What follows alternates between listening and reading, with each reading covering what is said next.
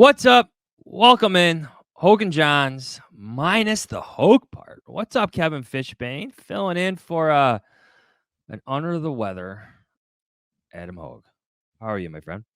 I'm good. Last week was Hoag's flu game where he powered through, and now he's just out. This dude's been dealing with something for like three, Got to get 4 better. weeks. Yeah, yeah. I don't know.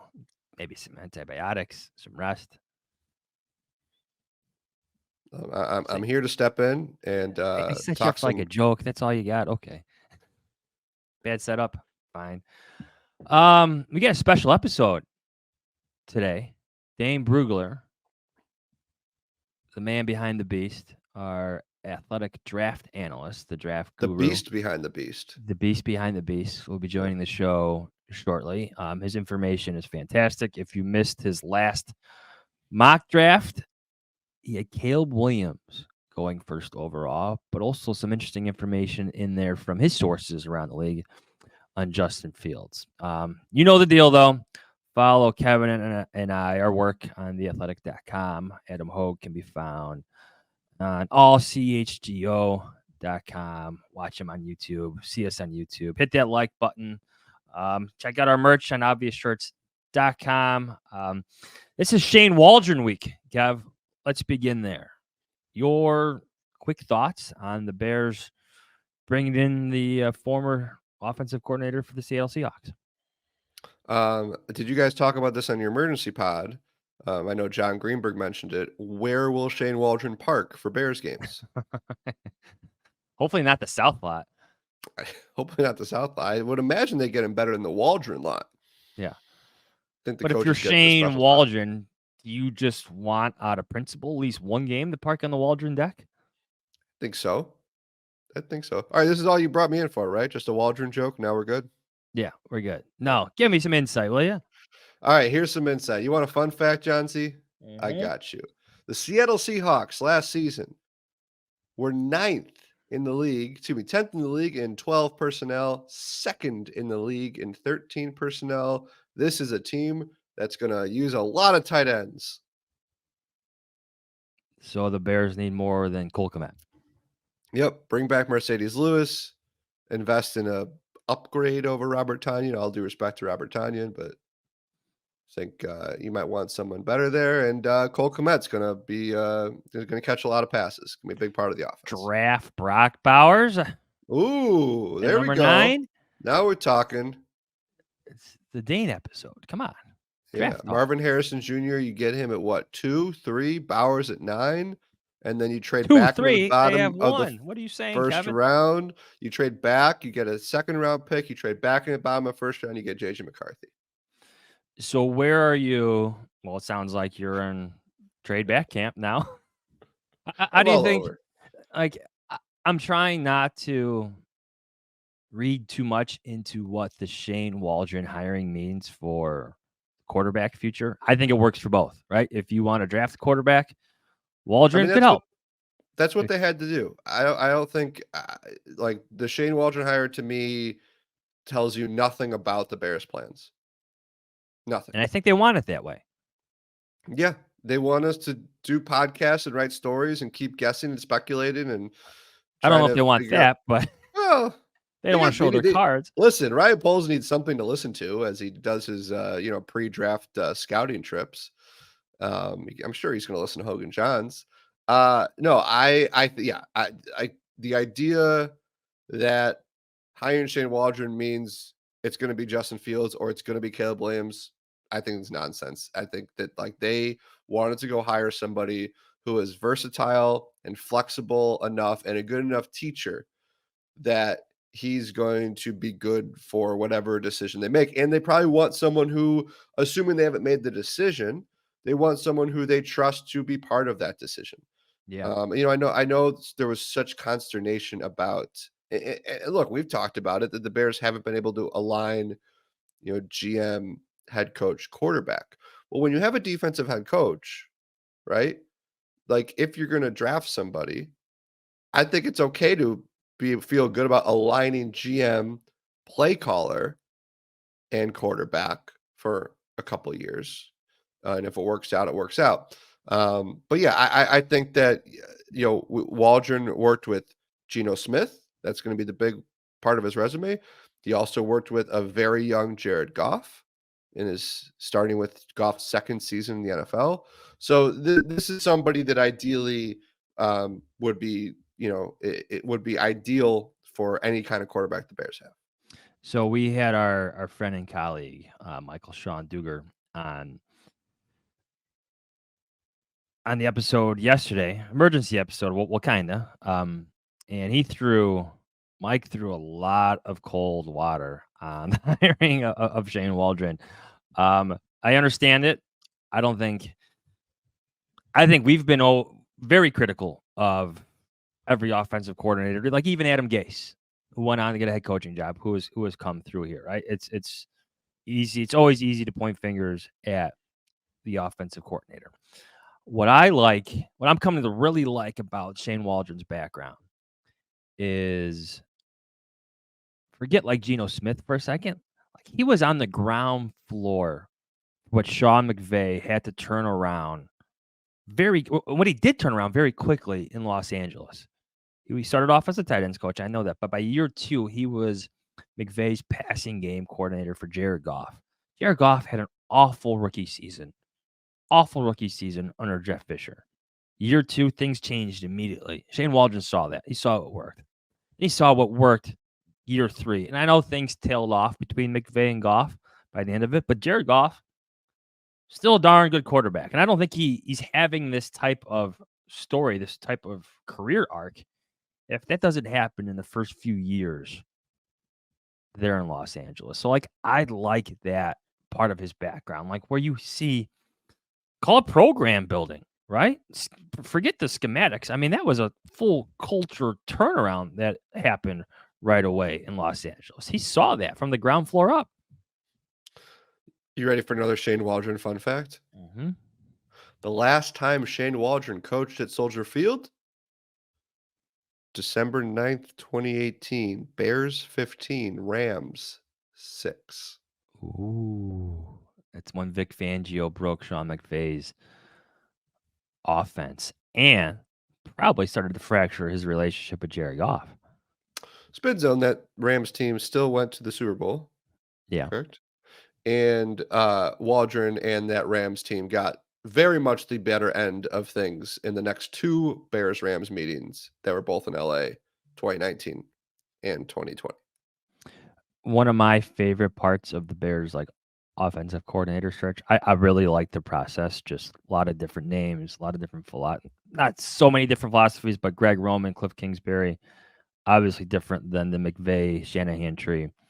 But like in 2021, Matt Eberflus coached against Waldron, coached against Olsen, coached against Kingsbury, and coached against Greg Roman all in one season. Like, matchup to matchup, X's and O's, DC versus OC. I thought that was a little cool John's fun fact that I unearthed for my column this week. I like it. On theathletic.com. I like it. Cliff Kingsbury 1-0 at Soldier Field as a head coach. Man, you're just a lot of space up there for randomness. Very random. Very random. I think that, and you were doing this too. I mean, we're talking to people who know these guys better than we do. And it just seemed like, of the people the Bears were talking to, Shane Waldron was the one that got the most. Yeah, he makes sense. That would work. That would fit. Like, I don't know. Like, who would have been the guy, to use the polls lingo, that would have blown Bears fans away? I mean, was there one? I mean, would Greg Roman really have? I think like you could talk yourself into like Zach Robinson, like, oh, he's young and up and coming, but the Bears just went through that, right? Like, right? Didn't they? Like, wasn't Luke Getsy considered some rising star? That's everything I heard when he was hired. And like, we also have to start with the fundamental fact that when you're hiring an offensive coordinator, the guy that you're hiring has to be available, right? Like, there's a reason that these guys are available. The Seahawks thing with Pete Carroll allowed Shane Waldron to be available. And that was different than maybe some of the other guys who were available because their whole staffs were just fired. or you're trying to promote somebody. So, yeah, and you wrote about this, Johnsy, like the fact that he's got some play calling experience, extensive play calling experience in I the wanted that. NFL. Yeah.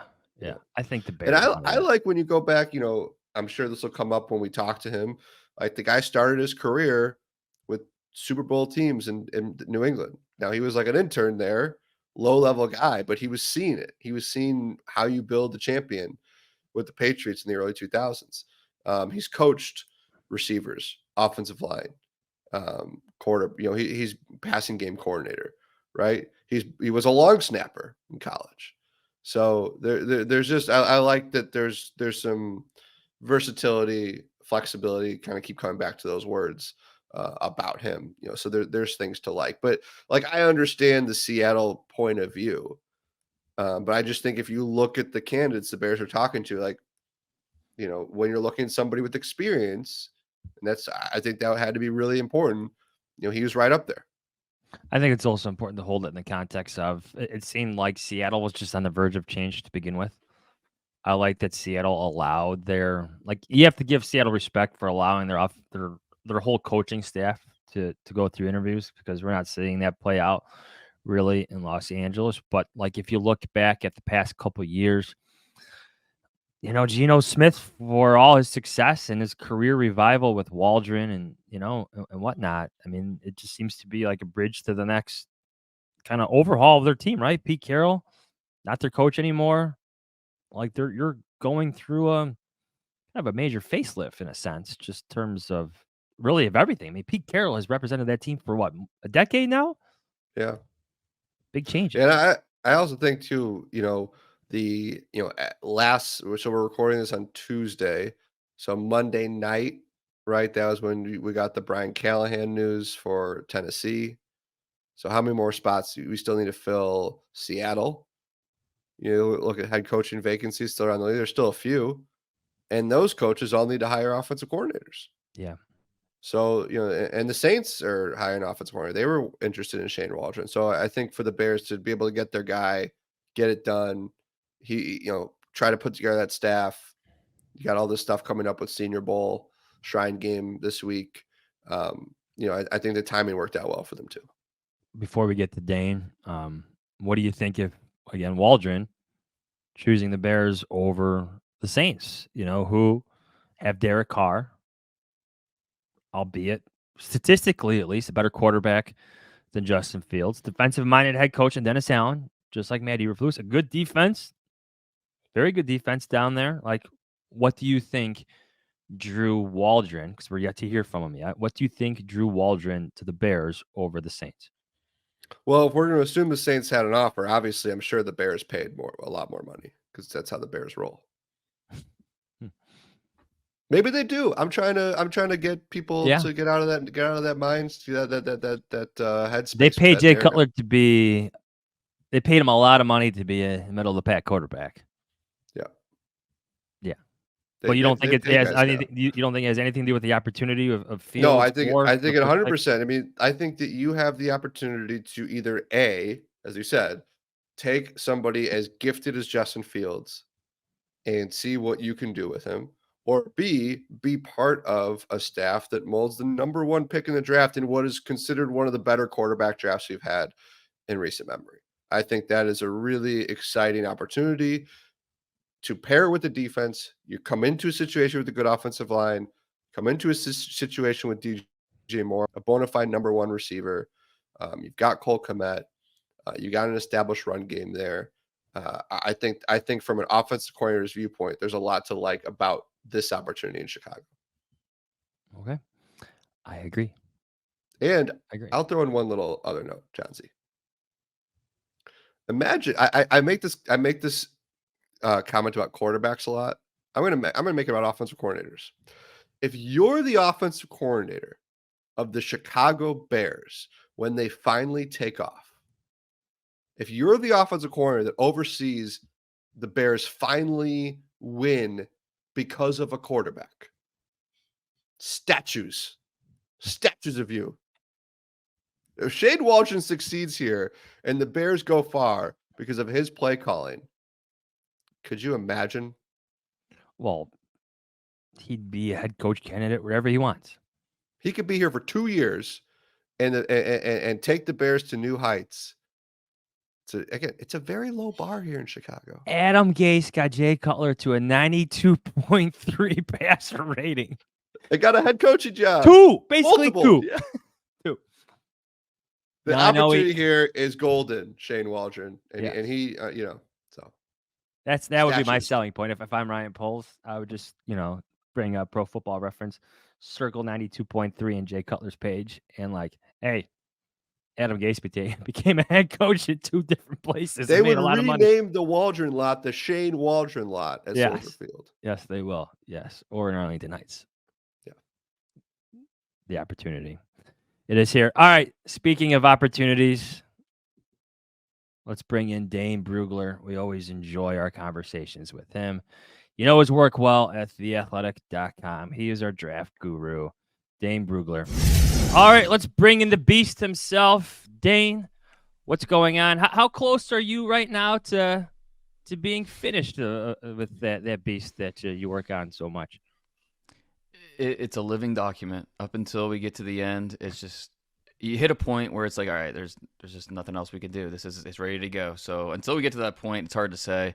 I get anxiety just thinking about it. But we're at the point in the process where we're taking steps, right? Where tomorrow I get on a plane, head to Dallas for the East-West Shrine Bowl. Then from there, I'm going to Mobile for the Senior Bowl. So some of these all-star games, we've already had the hula, we've already had Gridiron Showcase. So we're going through all-star season, and that's a big step in the process. After that, we'll have our sights set on the combine. So we're moving through. It's flying by right now, right? At least I feel like it is when you hit the NFL playoffs. Last time we talked to you, you had Drake May, I believe, number 1 in your rankings. And then the mock draft that came out last week, it was Caleb Williams first overall. So can you take us inside, your brain, like the back and forth that you're experiencing over the top 2 quarterbacks in this class? Yeah, so when I came out with my updated top 50, so I've done 2 top 50s. I did one in August, then I did an updated one in November. In August, Caleb Williams was number 1. In November, I bumped Drake May up to number 1. And then I've done 2 mock drafts so far. I did one in December right after Thanksgiving, and then one last week.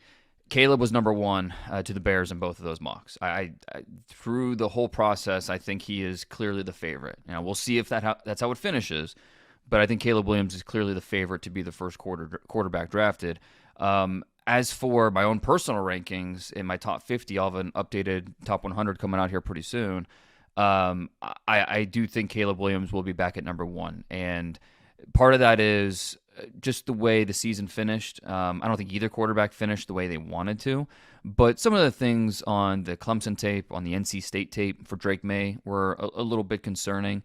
And that's when you do something like this, you don't want to react game to game. It's about body of work. But these guys are so close to me in terms of their overall grade that these little games these games with these little things, these little mistakes here and there, concern you to a certain degree. And with Drake May, I don't think that North Carolina offense helped him much at all.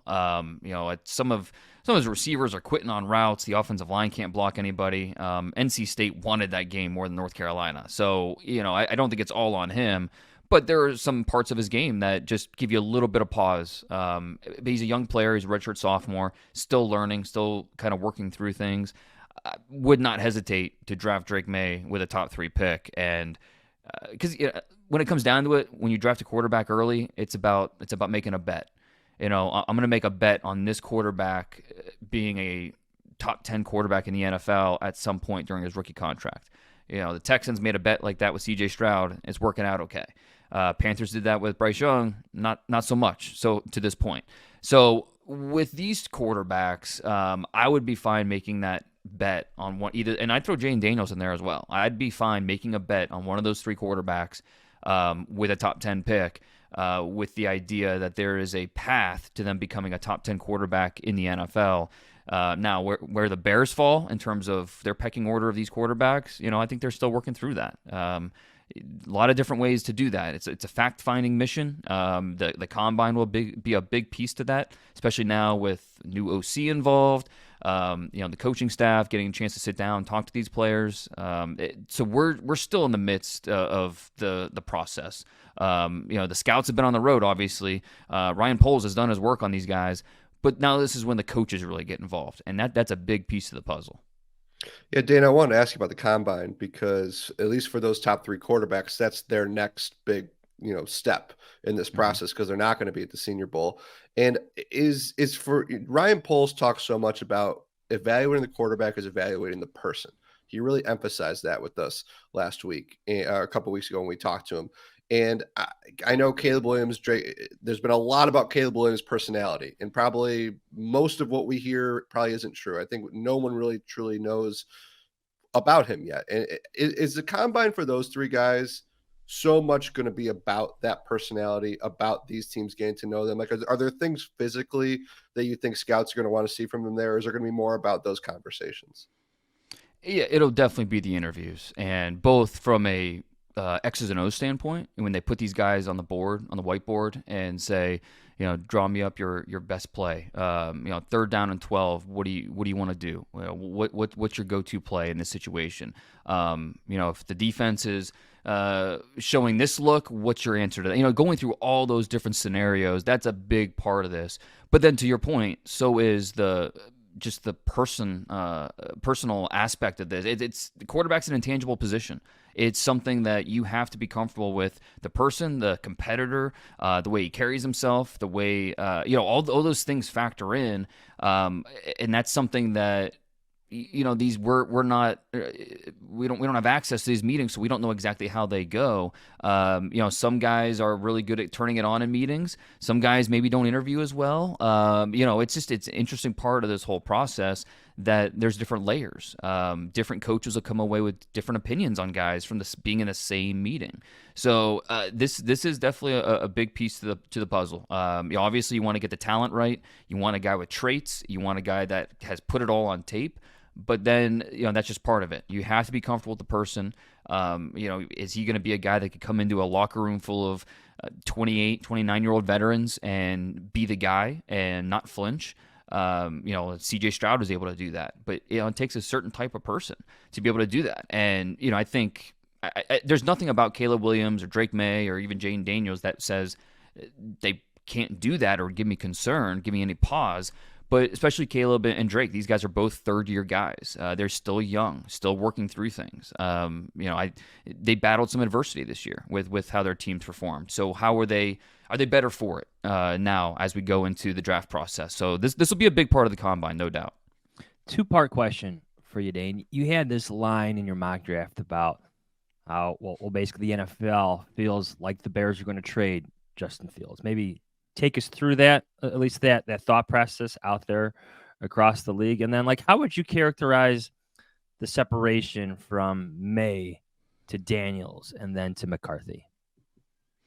Yeah, and doing a mock draft, I never do a mock draft with just my own personal rankings or anything like that. I do my mock draft based off of what I'm hearing from people around the league, what they think is going to happen, and when I ask around about Chicago, I kind of get the same answer. I think they're going to take quarterback 1 and trade Justin Fields. And when I ask, why, and I follow up on that, it's kind of a similar, well, that's what I would do.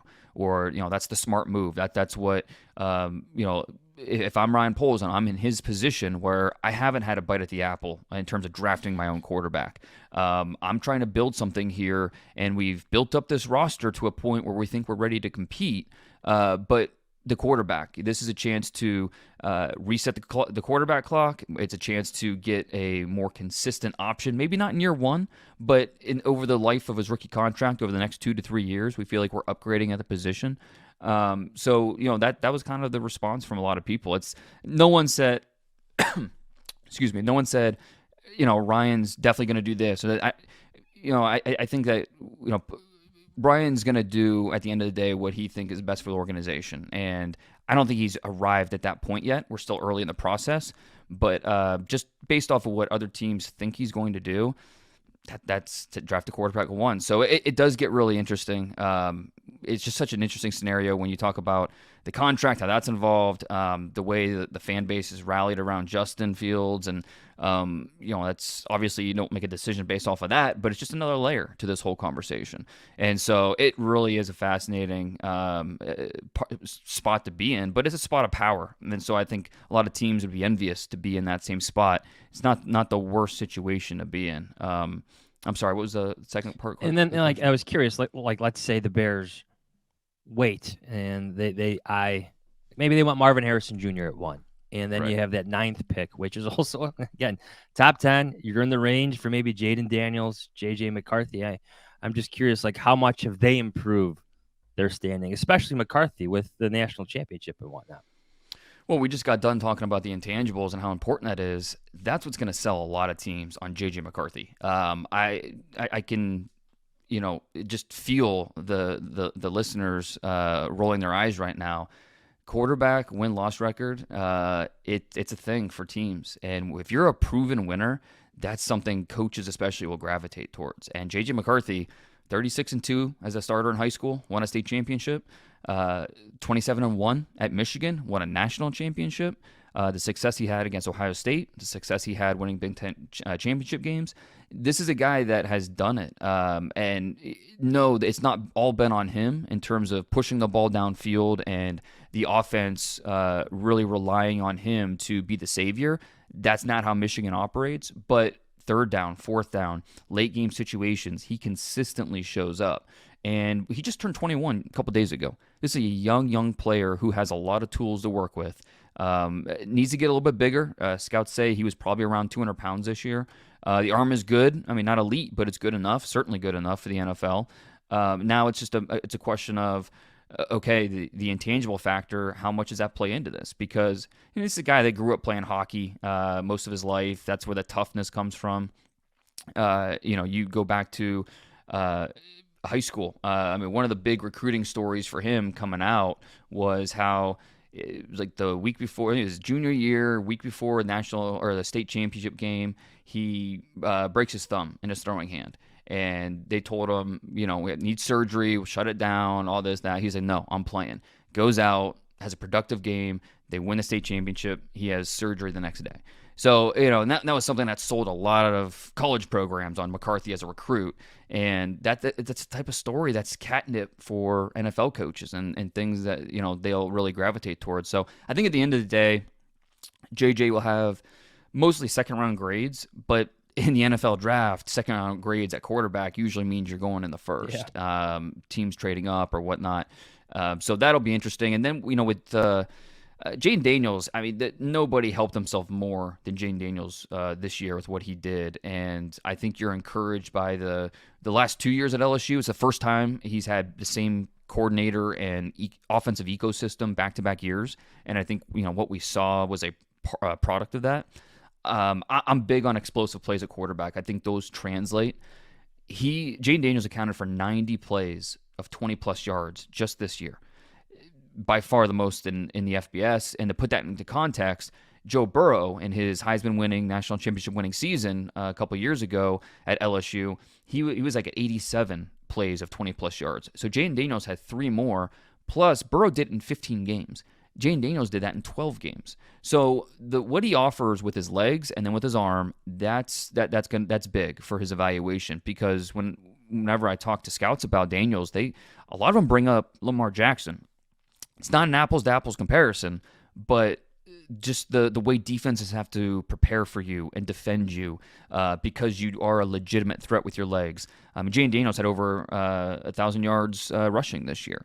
So he is a legit threat to, as a mobile athlete to go make plays. But then he can also, the strides he made with his arm, especially as a downfield thrower, on throws of 20-plus yards this year, 22-0 touchdown interception rate, 67% completions. So the processing got better, the downfield accuracy got better. I do think he benefited quite a bit from the supporting cast. His offensive line was outstanding this year. 2 first-round wide receivers he was throwing to with Neighbors and Thomas, and then 2 other receivers that'll get drafted next year. So if you swapped Drake May and Jaden Daniels, what would that look like? Would Drake May be the Heisman Trophy winner? Would Jaden Daniels have anything close to this type of success with that supporting cast with the Tar Heels? I mean, that's kind of it's a tough question to answer, but as an evaluator, you kind of have to look into your crystal ball and try to answer the tough questions like that.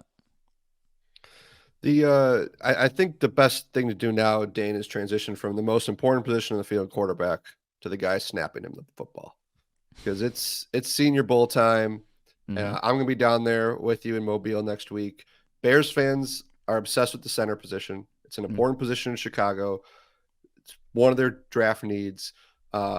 I know Jackson Powers Johnson from Oregon seems to be getting a lot of love from Bears Twitter. Just curious, both Senior Bowl centers to watch, but also kind of that position generally. I don't know if you had anybody at the first round grade there, but who are some of the guys to watch at that spot?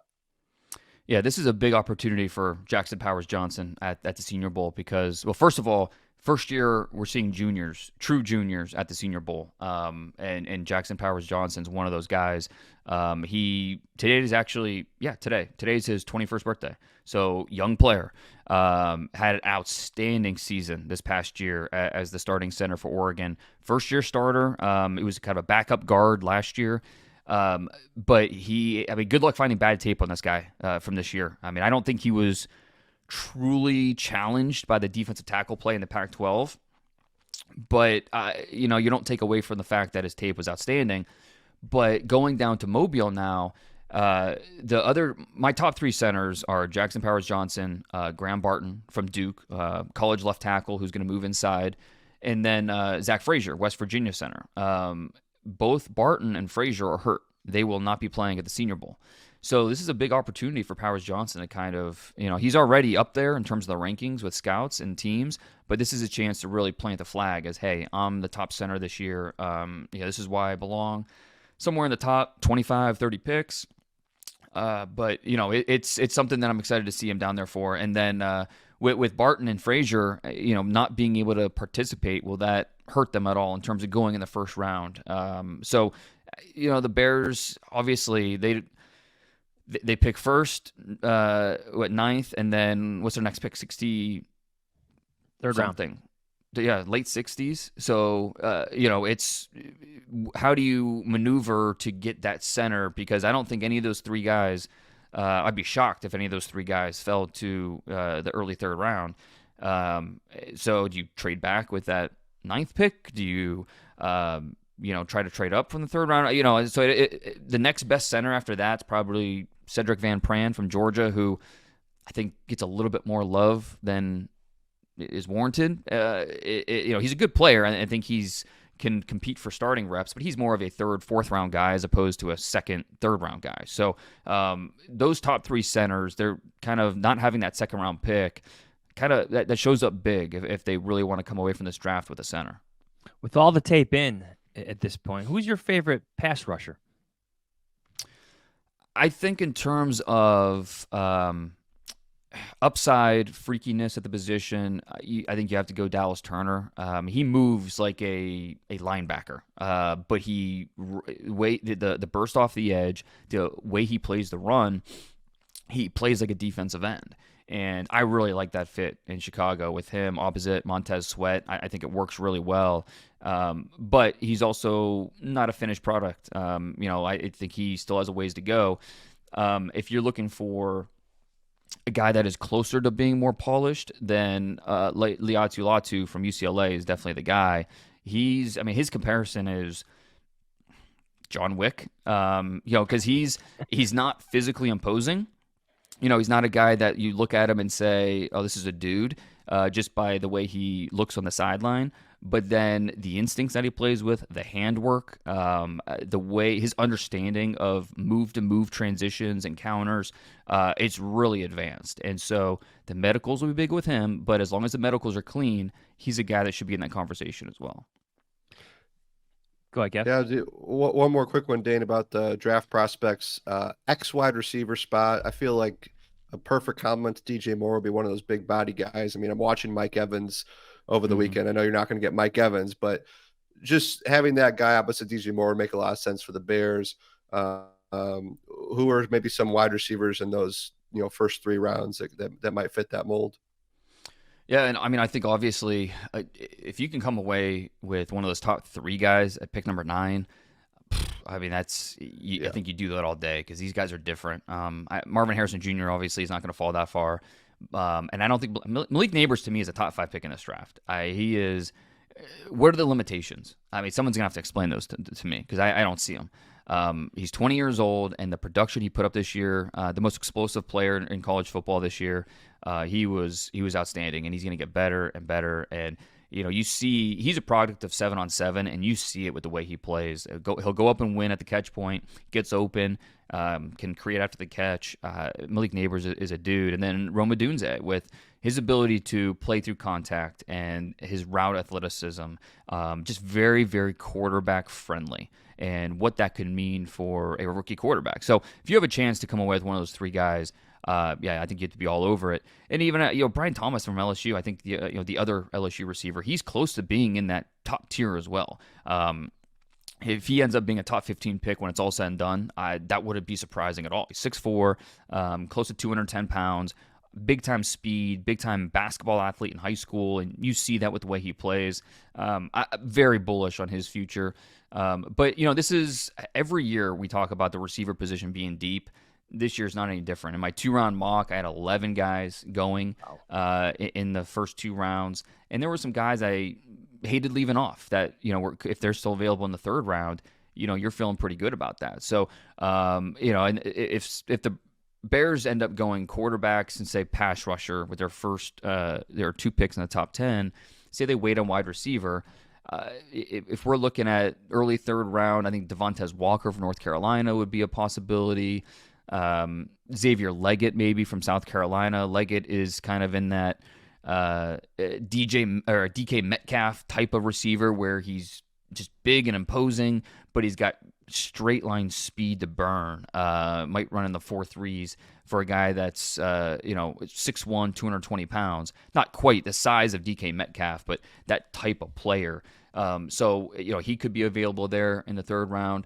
But it's a strong wide receiver group, and we could see the Bears be in a position where if we need to move up 20 spots to get our guy, whether that's one of the Texas receivers, Adonai Mitchell, or Troy Franklin from Oregon with what he can do. If you one of these explosive receivers on the outside, maybe you go get that guy, trade up from the 3rd round. How important that could be for your quarterback's development. You shouldn't hesitate to go make that move if certain guy falls in that 50 to 60 range.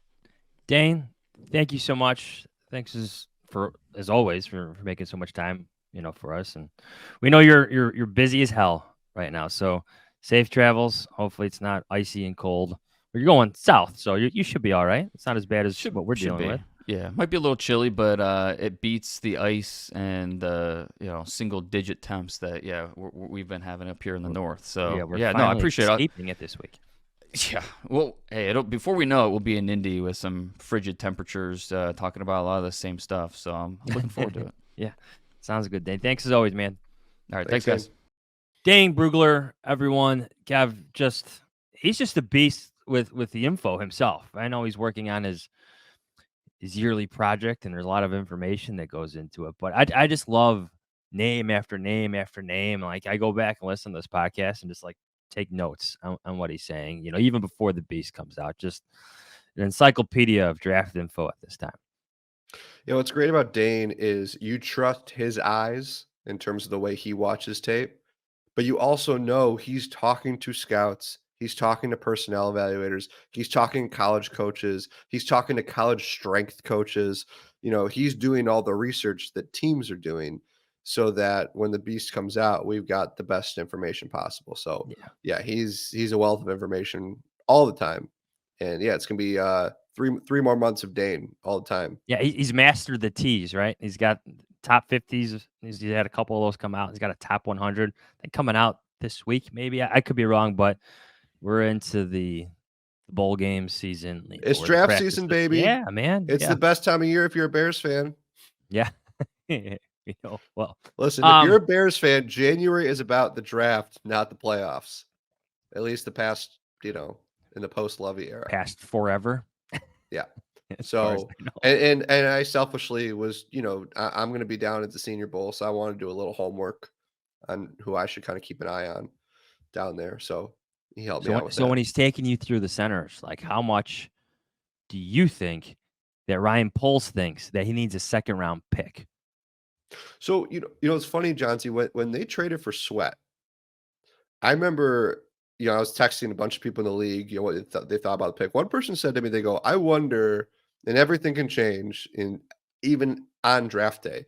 He goes, I wonder if Poles knows in the back of his mind, I'm probably going to trade back and get that second round pick back. Trade Again, back that's from just 1 or or nine. 9. Yeah, I mean, you'd have to probably do an impressive move back to get a 2. But you could get a 3, and then you got 2 3s. You can maneuver again. This was just someone kind of speculating, like we all do, with this stuff. But you do wonder if he's going to find a way to get in that second round.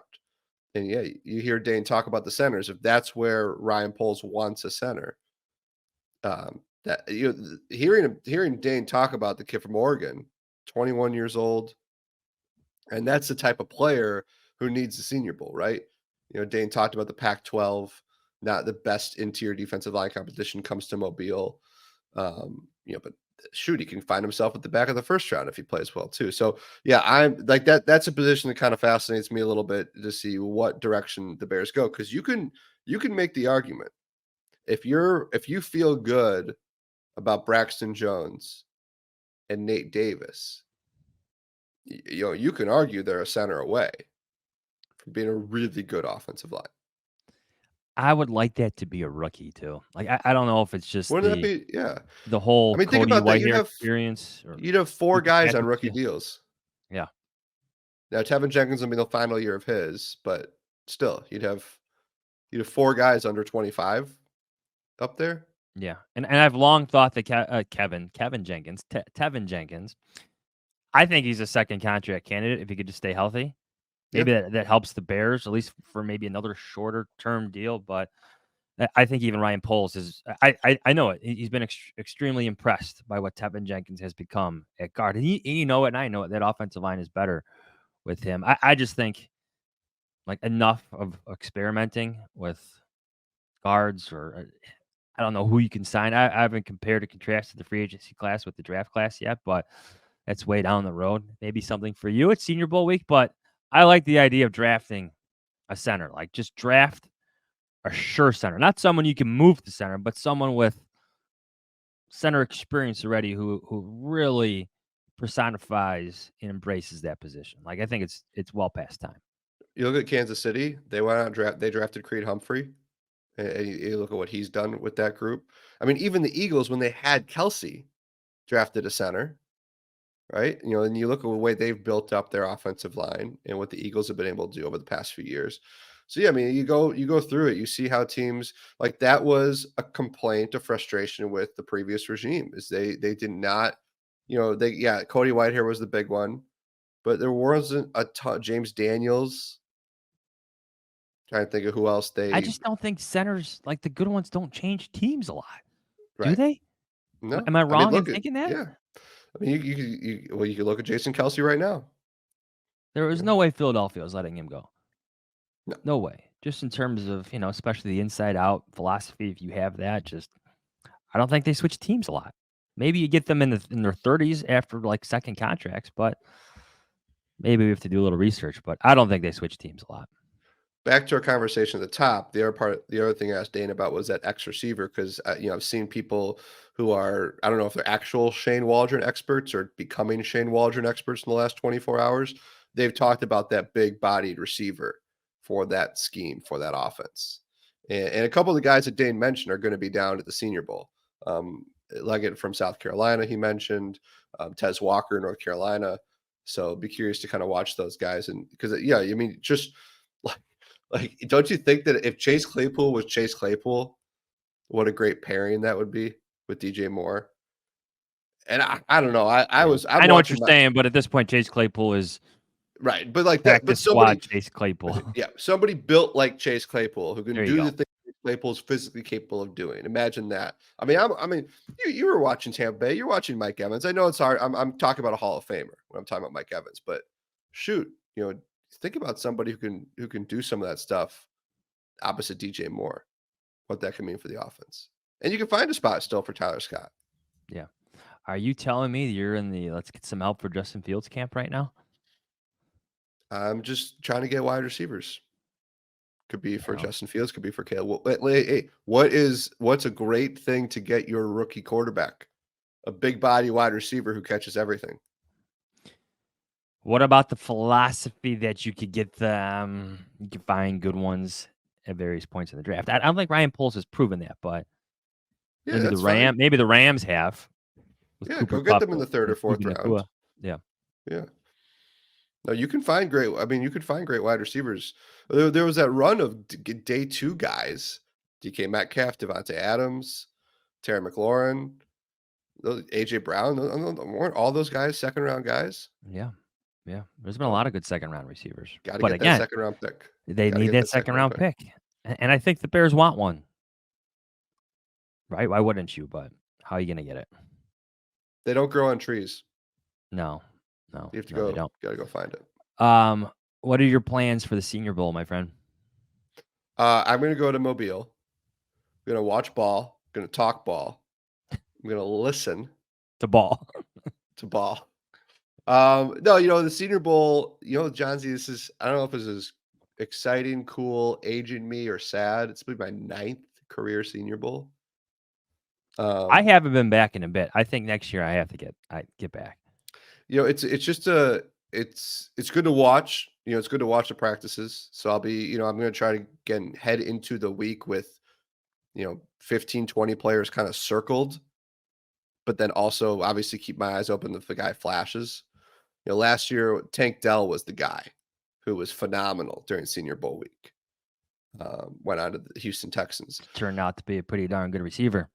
Yeah. And then, I mean, Darnell Wright was noticeable at the Senior Bowl. And Matty Eberflus and Ryan Poles and Ian Cunningham are watching that offensive line. And I'm sure. So here's a fun thing.